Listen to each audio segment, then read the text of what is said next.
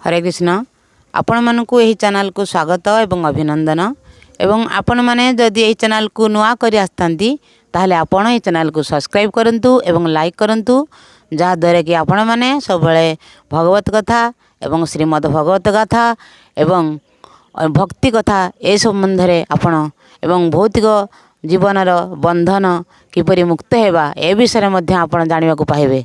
ताने आज आसंतु आपण माने सुनिबे भक्त प्रहल्लाद कथा किपरि जड़े मनीष निजर अहमिका गर्व आउ अविवेकता पाई निजे निजे निजको हत्या करि थाए।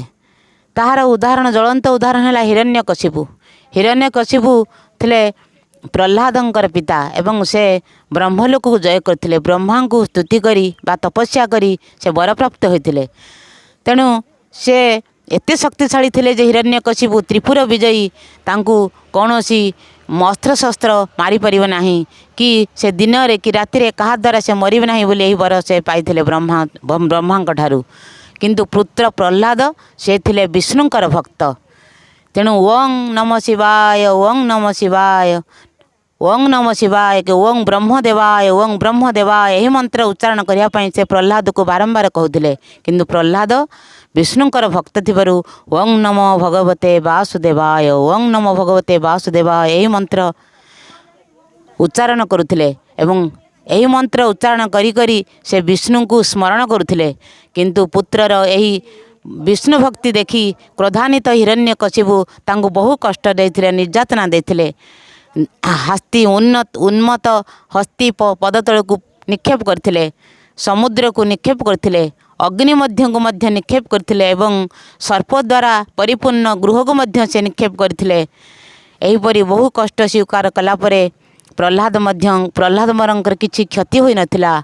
से पूर्वपरि से ओं नमो भगवते वासुदेवाय कही कृष्ण को स्मरण करुथिले। तेणु प्रभु होचंती भक्त वत्सल, भगवान होचंती भक्तर दास। तेणु से भक्त निष्ठार सहित छोट बालकटी सबु बेले भगवान को भजन करुथिबारु स्मरण करुथिबारु भगवान ता कथा सुनिले। तेने हिरण्यकशिपु मनरे जो गर्व अहंकार भगवानकर अस्तित्व से स्वीकार करू नथिले।